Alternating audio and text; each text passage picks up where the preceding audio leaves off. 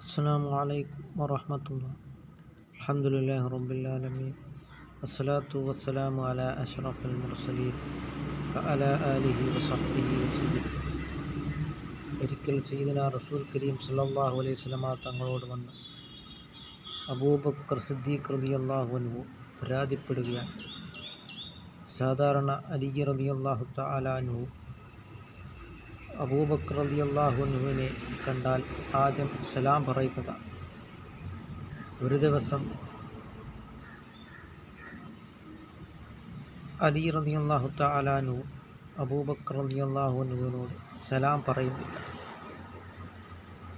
അത് നബി സല്ലല്ലാഹു അലൈഹി വസല്ലമ തങ്ങളിലേക്ക് വന്ന് പരാതിപ്പെടുകയുണ്ടായി. അപ്പോൾ അലി റളിയല്ലാഹു തആല അൻഹു പറയുകയാണ്, ഞാൻ ഇന്നലെ രാത്രി ഒരു സ്വപ്നം കണ്ടു. ആദ്യമായി സലാം പറയുന്ന ആൾക്ക് സ്വർഗത്തിലൊരു കൊട്ടാരമുണ്ട് എന്ന്. അത് അബൂബക്കർ റളിയല്ലാഹു അൻഹുവിന് കിട്ടട്ടെ എന്നുള്ള കരുതിയാണ് ഞാൻ സലാം പറയാത്തത് എന്നാണ് അലി റളിയല്ലാഹു തആല അൻഹു ആ സമയത്ത് പറഞ്ഞിട്ടുള്ളത്. അതേസമയം ഇന്നത്തെ ആധുനിക സമൂഹത്തിൽ നമ്മളുടെ ഒരു സഹോദരനൊരു നന്മ കിട്ടുന്നത് അവർക്ക് അത് ഇഷ്ടമല്ലാത്തതായ ഒരു കാലമാണ്.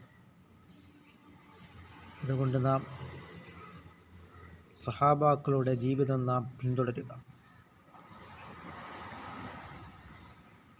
അതുകൊണ്ട് നാം ലാ ഹസദ ഇല്ലാ ഫിൽ ഇസ്നത്തൈൻ, രണ്ട് കാര്യങ്ങൾക്കല്ലാതെ ഒരാളോടും ഹസദ് വെക്കുവാൻ പാടില്ല എന്നാണ് സയ്യിദുനാ റസൂൽ കരീം സല്ലല്ലാഹു അലൈഹി വസല്ലമ തങ്ങൾ പറഞ്ഞിട്ടുള്ളത്.